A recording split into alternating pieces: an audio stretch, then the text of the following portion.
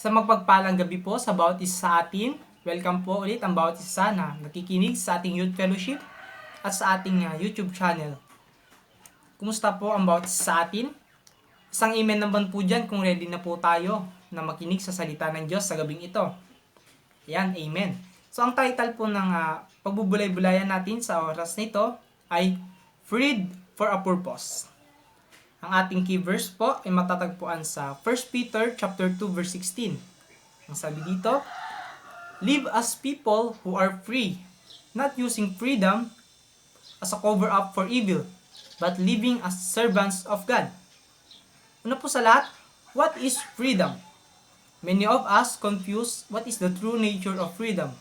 Some people know freedom as the ability to make our own decision and choose our own path of life, to do whatever we want and whenever we want. Sa pagkakaalam po ng mundo, na ang tunay na kalayaan daw ay kapag walang anuman o walang sino man ang pipigil sa iyo na gawin yung mga bagay na makakapagpasaya sa iyo. Pero itong uri ng kalayaan po, hindi po ganitong uri ng kalayaan ang ipinangako ng Diyos sa atin. At nung nakilala na natin si Kristo, nalaman natin na ang ibig sabihin at ang kahulugan ng pagiging malaya. As Christians, we know that being free means we are able to do what is right. Amen po ba? And we are able to choose and obey God's will for our lives. Po. Ang Diyos po ang nagbigay sa atin ng ating kalayaan. No? God gave us freedom when He sent His only Son, Jesus Christ, to earth. And Jesus revealed Himself as the Messiah. Para po tayo ay magkaroon ng tunay na kalayaan. Amen po?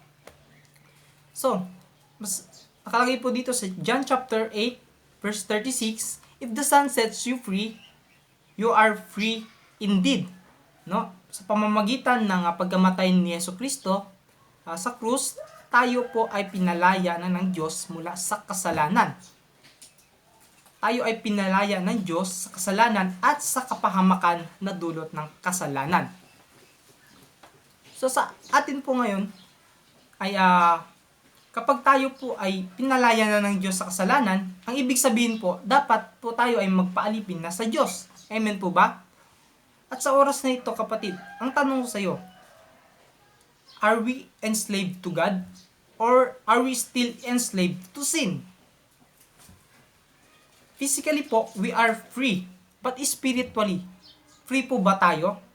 Maaring ang iba sa atin ay spiritually ay nakakulong sa tinatawag nating invisible prison. Ano nga ba yung invisible prison na ito? Maaring nakakulong ang iba sa atin sa tinatawag na invisible prison of pride. Yan. Invisible prison of unforgiveness. Invisible prison of anger. Ayan po kapatid.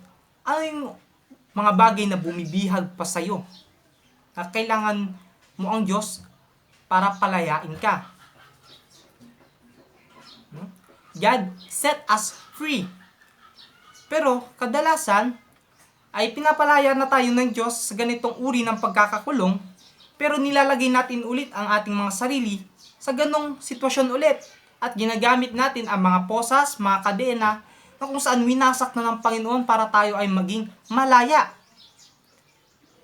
Ang Diyos, pinapalaya niya na tayo sa pagkabihag natin sa kayabangan. Pero minsan sinasabi natin, Lord, sinaktan niya ako Lord eh. Lord, ininsulto niya ako, kailangan doble, triple yung gagawin kong ganti sa kanya. Kailangan doble, triple yung gagawin kong sakit na igaganti ko. Diba? Minsan pinapalaya na tayo ng Lord sa pagiging tamad o katamaran.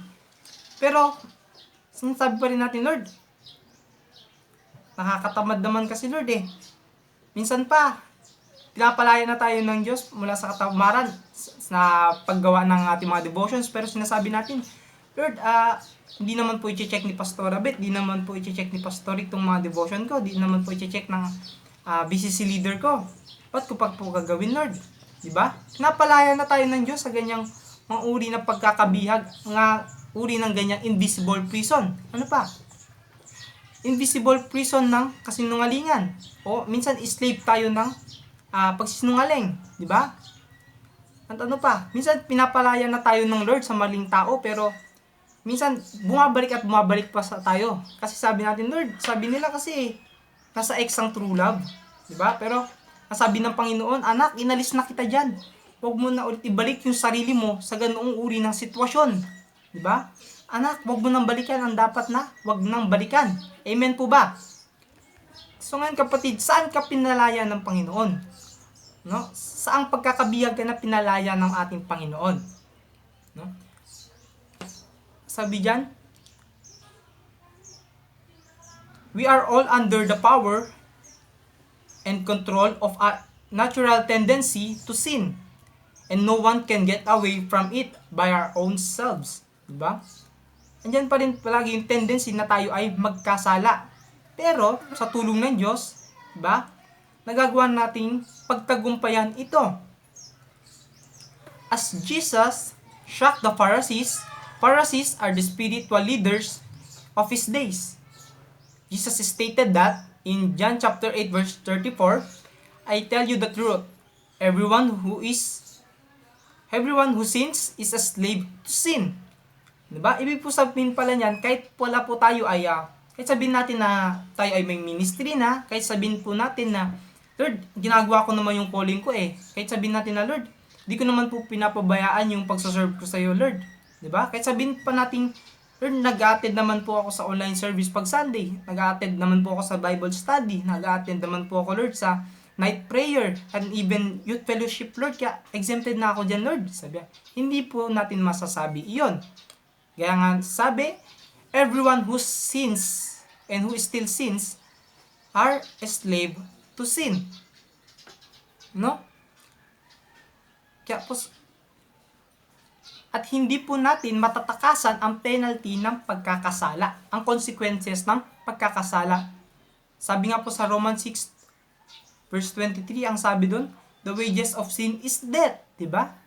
Kahit sabihin mong may ministry ka, nagsuserve ka naman sa Lord, kahit sabihin mo nag-a-attend ka naman ng mga services, kung nagkakasala ka pa rin, hindi mo matatakasan ang consequences ng kasalanan ng sarili mo lamang.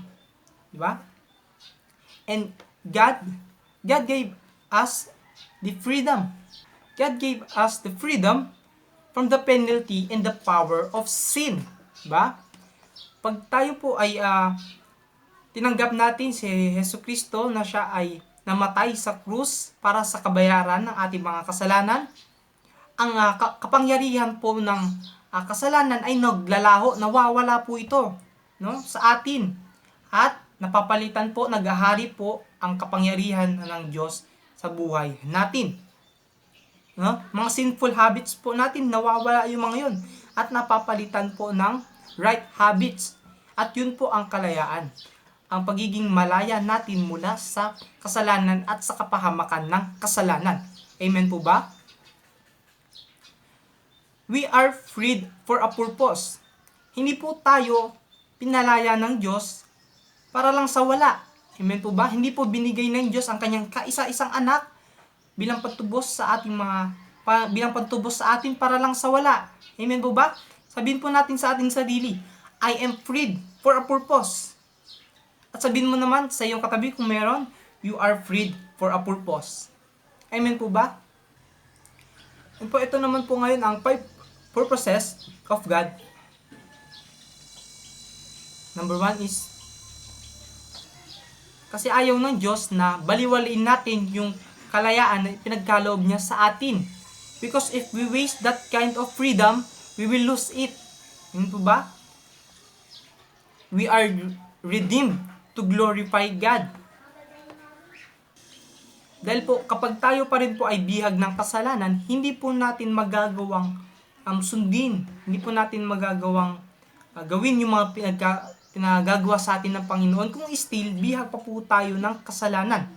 Sabi nga sa 2 Timothy chapter 2 verse 21, if you keep your life clean from sin, you will be an instrument that God can use for His highest purposes. Amen po ba? Ang number 1, first purpose, God freed you to worship Him. Amen po ba? You are not redeemed by God so that you could live a self-centered life. pinalaya tayo ng Diyos, sa ganun ay malaya tayong mahalin siya. Sabi nga sa Matthew chapter 22 verse 37 to 38, love the Lord your God with all your heart and with all your soul and with all your mind. This is the first and greatest commandment. So binigyan po tayo ng Diyos ng kalayaan para malaya tayong mahalin siya. Amen po ba? Pinalaya tayo ng Diyos, sa ganoon ay pwede natin siyang gawing sentro ng ating mga buhay. Amen po ba? Binigyan na tayo ng Diyos ng kalayaan para purihin at sambahin siya ng ating buong puso bilang hari ng ating mga buhay. Amen po ba? And second is, God freed us to have fellowship with the family that He gave us.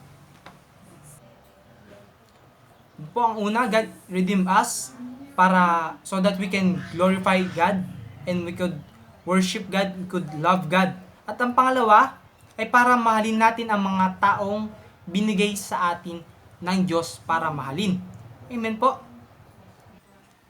Yan, pinalaya tayo ng Diyos para ibahagi din yung pagmamahal na binigay ng Diyos sa atin.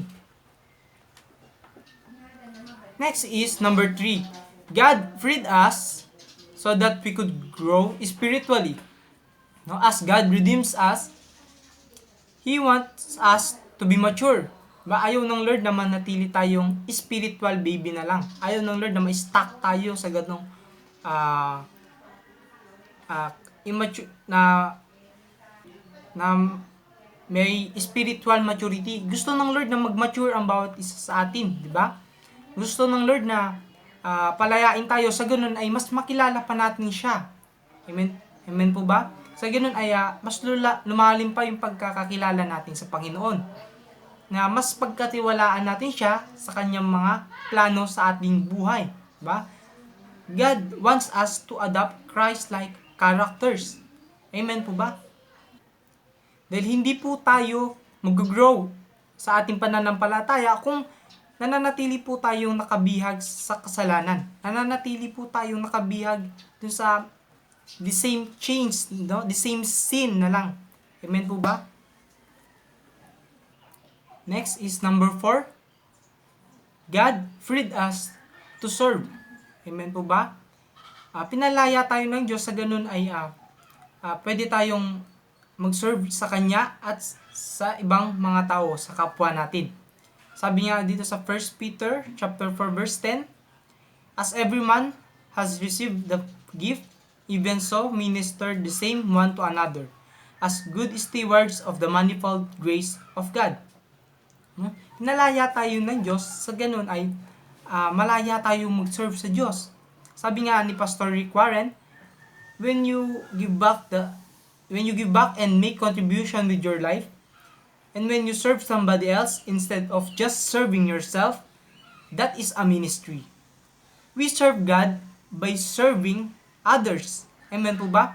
Kapag ginagamit po pala natin ang ating mga talents, ang ating lakas, ang ating mga skills para sa Diyos, ay ministry yun.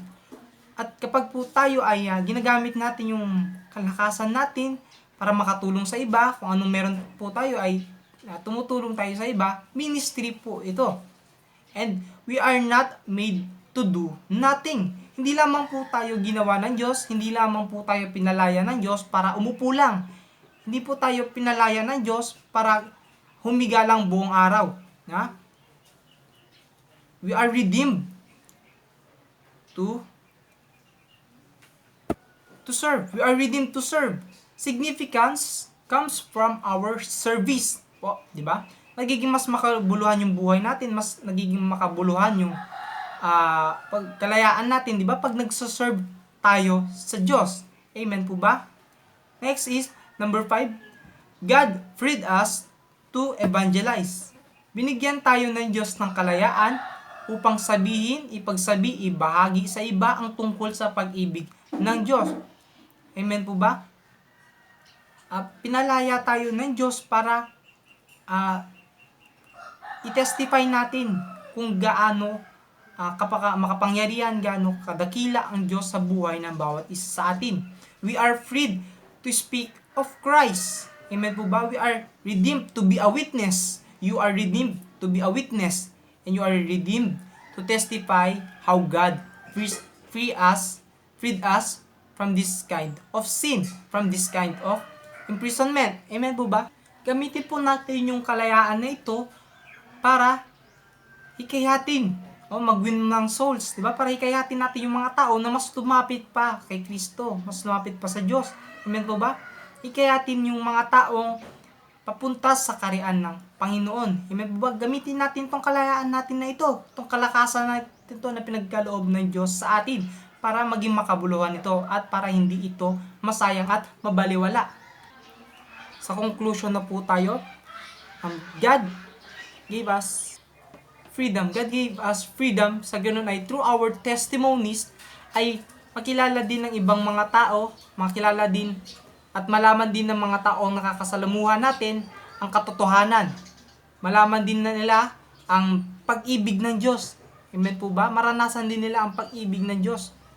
Kasi through our testimonies kung paano tayo pinalaya ng Diyos, ay ba sila rin ay magtamo ng ganitong uri ng kalayaan. Amen po ba?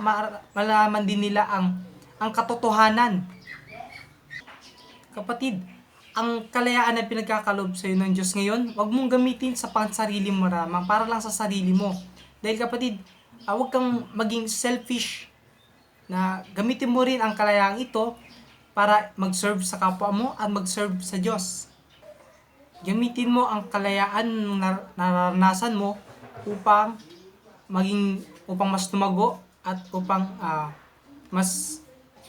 mas lumawak pa ang kaharian ng Diyos. Amen po ba? Dahil we are freed for a purpose. Sabihin mo nga sa iyong sarili ulit, I am freed for a purpose. And yun lamang po.